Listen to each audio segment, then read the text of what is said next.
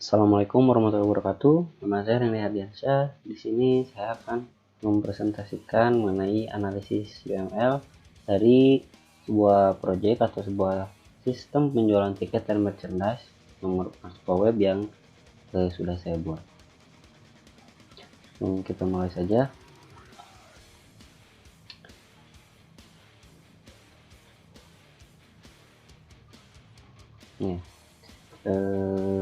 Ini merupakan sebuah analisis UML dari sebuah web application dari sistem penjualan sebuah tiket dan merchandise yang bernama Headbang. Nah, sebelum kita masuk lebih jauh kepada analisisnya, di sini kita harus mengetahui dulu apa itu sebenarnya Headbang. Jadi Headbang ini adalah sebuah nama aplikasi atau sebuah web application yang dikembangkan menggunakan bahasa pengawal PHP dengan bantuan framework Igniter dan juga Bootstrap dengan menggunakan database MySQL. Jadi untuk secara spesifik, Headbang ini merupakan sebuah web untuk pembelian tiket dan merchandise yang dikhususkan untuk band metal. Jadi secara online, yang mana Headbang ini sendiri merupakan sebutan bagi para mereka yang menyukai dengan musik metal. Nah, di Headbang ini sendiri terdapat dua secara garis besar terdapat dua sistem, yaitu ada yang pertama admin dan juga public atau user, yang dimana admin ini bertugas atau mempunyai fungsi bisa dibilang dia bisa mengakses semua fungsi-fungsi, semua menu-menu yang ada di dalam web Headbang ini. Sementara public atau user ini yang mana merupakan pengguna atau pengunjung, mereka tidak bisa mengakses semua menu, tidak bisa menggunakan fungsi. Public atau user ini paling hanya bisa menggunakan seperti melihat data dan juga untuk pembelian itu sendiri. Nah, kita mulai ke dalam analisis UML-nya. Yang pertama ada proses bisnis. Nah, di sini merupakan logo yang sudah saya buat dalam web saya sendiri. Yang pertama ada 3 peran, yaitu sebagai user, sistem, dan admin. Yang pertama dimulai di user yang melakukan user atau login atau register. Yang kemudian sistem akan melakukan validasi login itu sendiri, yang dimana jika validasinya tidak berhasil maka akan dikembalikan ke form login yang mana, dan apabila berhasil maka akan masuk ke halaman menu, yang dimana jika ke user akan menampilkan data tiket dan merchandise sendiri. Untuk admin sama, dia melakukan login, melakukan validasi, dan jika dia masuk menampilkan dashboard dari keseluruhan web itu sendiri. Nah, kemudian user di sini dapat melihat tiket atau merchandise yang mana akan ditampilkan setelah validasi login tadi. Kemudian, nah di sini user bisa melakukan atau akan melakukan pembelian, yang dimana setelah melakukan pembelian ini akan masuk, fungsi ini masuk ke dalam sistem, yang dimana sistem akan memproses penyimpanan data pembelian ini sendiri, dan kemudian untuk bisa menunjukkan bukti transaksi ini untuk kedepannya dalam melakukan proses akhir dari pembelian. Kemudian untuk admin sendiri sama. Nah, setelah admin melihat dashboard, dia mengamankan dashboard. Nah, kemudian admin bisa melihat riwayat transaksi, yang dimana ini ada dari validasi transaksi yang sudah dilakukan oleh user tadi. Nah, setelah user melakukan transaksi, masuk ke proses penyimpanan data pembeli, admin dapat melihat riwayat transaksinya, melakukan validasi, dan memproses pembelian, maka proses pembelian akan selesai. Itu mungkin secara garis besar seperti itu proses bisnisnya. Kemudian yang kedua, ini ada use case diagram sendiri, ya, dimana ini ada aktor yang pertama yaitu sebagai user, yang aktor yang kedua adalah sebagai admin. Nah, di sini user bisa mengakses user profile, pembelian tiket, pembelian merchandise, dan juga riwayat transaksinya, dimana register. Dan untuk admin dia bisa masuk ke dalam dashboard, memanajemen user, memanajemen admin sendiri, memanajemen dari tiket, memanajemen merchandise, memanajemen dari band, dan memanajemen dari event, yang merupakan ini adalah semua menu-menu atau fungsi-fungsi yang ada di dalam web ini, bahkan semua fitur, yang dimana keseluruhan fitur atau fungsi atau menu ini yang bisa diakses oleh user dan admin itu semua harus melakukan login, ya. Jadi ketika kita bisa bisa setelah masuk dalam login sesuai dengan tipe aksesnya yaitu user atau admin. Nah, di sini semuanya sudah termasuk atau sudah include sesuai dengan tipe aksesnya masing-masing. Nah, dan untuk tampilan home-nya sendiri semua sama untuk user maupun admin. Seperti itu mungkin sketch diagramnya.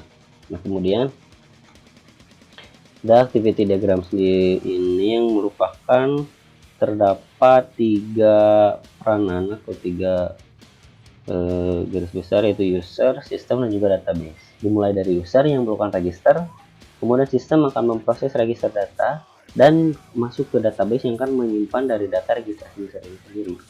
Nah, kemudian sistem akan menampilkan form login yang mana user harus menginput data login. Nah, setelah user bisa menginput data login, dia akan melakukan validasi login di sistem ini. Setelah menginput data login akan masuk ke sistem akan melakukan validasi. Jika tidak berhasil, akan kembali ke menampilkan form login dan user harus menginput data login kembali. Nah, jika validasi login berhasil, dia akan menampilkan list tiket atau list merchandise tadi. Yang sini saya mengambil garis besar untuk di sini kebanyakan saya menyebutkan tiket karena mungkin secara spesifik fungsi dari tiket dan merchandise itu hampir sama, intinya dari pembelian. Jadi semua fungsi-fungsinya, semua sistemnya, semua alur sistemnya berjalan sama persis.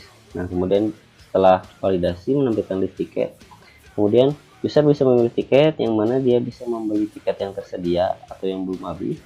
Nah, setelah dia membeli akan masuk ke dalam sistem yang akan memproses data pembelian. Setelah data pembelian diproses oleh sistem, data pembelian ini akan masuk ke dalam database yang mana database akan menyimpannya.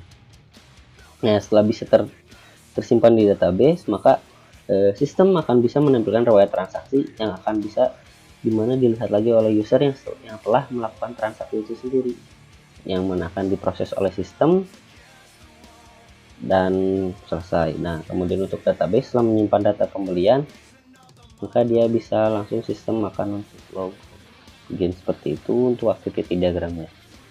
Kemudian selanjutnya sini ada sequence diagram transaksi. Di sini ada sebagai user yang mana adalah user yang melakukan transaksi. Nah, yang pertama dia akan melakukan input data pembelian, di mana yang itu harus melakukan login terlebih dahulu. Setelah melakukan data pembelian, akan masuk prosesnya ke admin, yang mana admin akan mendapat dari data pembelian sendiri.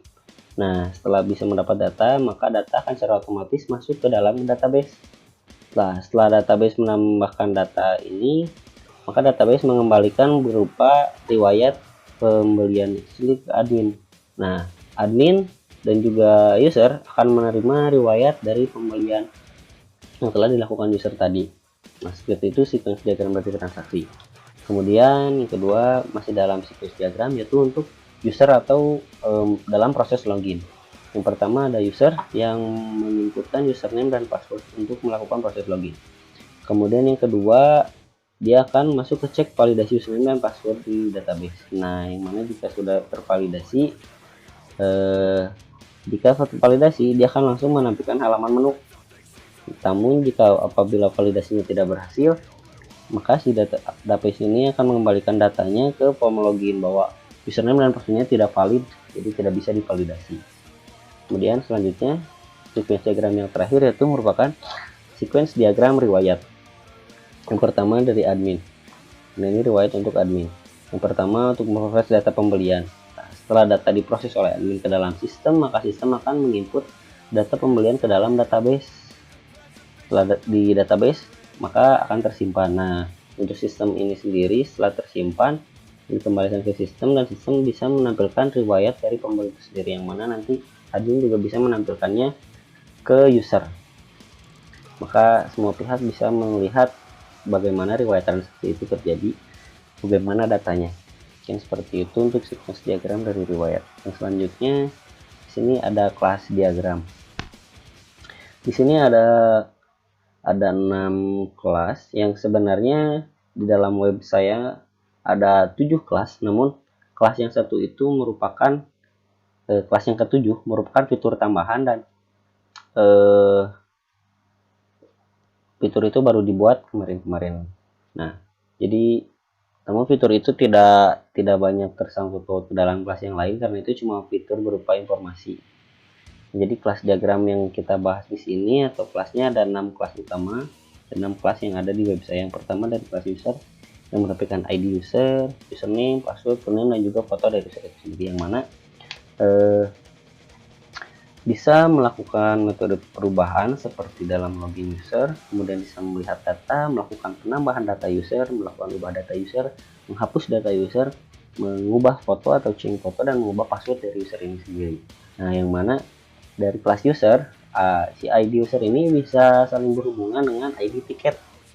Nah, yang mana di kelas tiket ini terdapat ID, nama event dari tiket itu sendiri, kemudian jenis tiketnya apa, stop tiketnya berapa, harga tiketnya, dan kemudian stop tiket yang mana akan menampilkan atau memberitahu kita bahwa apa tiket itu sudah habis atau belum kepada user.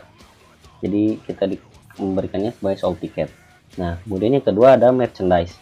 Nah, yang mana sama seperti tiket, ID user bisa langsung ke ID merchandise, yang mana di merchandise ini terdapat ID dari merchandise, kemudian nama merchandise, kemudian nama band dari merchandise itu sendiri, kemudian kategorinya apa, stok, harga, dan sold merchandise. Nah, untuk sold merchandise sama seperti sold tiket, jadi apa merchandise ini sudah habis atau belum. Nah, yang terakhir di dalam kelas merchandise ini terdapat foto, yang mana seperti fungsi di dalam user, dia bisa menampilkan foto dari merchandise itu sendiri, yang mana kita bisa juga mengubah fotonya seperti di user untuk metode pengubahannya. Nah, kemudian yang bawah ada band, yang dimana band ini merupakan fungsi merupakan kelas atau sebuah menu, sebuah fitur yang hanya menampilkan informasi saja yang bisa dilihat oleh user. Sementara untuk admin sendiri bisa melakukan seperti penambahan data, pengubahan data, dan menghapus data, melakukan perubahan foto tampilannya sendiri.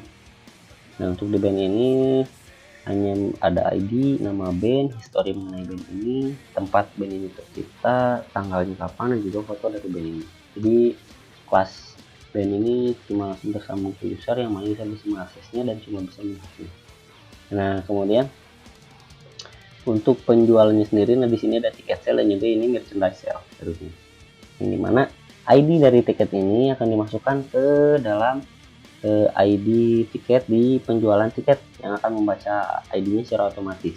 Dimana di kelas tiket sale ini ada sale ID atau ID dari penjualan ini sendiri, sale date, tanggal pembeliannya, ID tiket yang mana berhubungan dengan kelas yang tiket tadi yang mana ID-nya sama. Maka jika ID tiket dari kelas tiket diambil ke dalam tiket sale penjualan, maka jika dia sudah terpanggil ID itu, dia akan langsung melakukan proses transaksi pembelian secara otomatis yang mengambil data dari data kelas tiket. Kemudian di tiket sale ada customer name, nama pembeli, customer address, alamatnya, kemudian customer phone atau nomor telepon. Nah, untuk di merchandise hampir sama atau bisa dibilang sama dengan fungsi penjualan di tiket, yang mana di sini terdapat yang pembeda adalah ID merchandise, yang mana ID merchandise ini mengambil dari kelas merchandise yang bukan ID, yang mana ID-nya sama. Maka jika merchandise melakukan di kelas merchandise pembelian merchandise, kita melakukan transaksi. Nah, jika kita membeli sebuah merchandise, maka ID merchandise itu sendiri akan terambil dari kelas merchandise, yang mana data-datanya pun akan terambil dari sana. Mungkin seperti itu kelas diagramnya. Kemudian di sini ada deployment diagram, mana ada dua tampilan atau dua akses user, yaitu web user dan juga web admin. Ada user interface untuk admin, yang mana tampilan dari yang kita lihat di layar kita. Nah, kemudian masuk ke dalam web server ini, si web user dapat melihat data pembelian, melakukan transaksi online. Web admin dapat melihat ke dalam server berupa riwayat transaksinya. Nah, kemudian dari transaksi ini sendiri, dia akan masuk ke dalam database atau ke dalam MySQL. Nah, mungkin sekian dari analisis UML dari web application atau dari web headbank yang merupakan sistem penjualan tiket dan merchandise dari saya. Mohon maaf apabila banyak kesalahan. Assalamualaikum warahmatullahi wabarakatuh.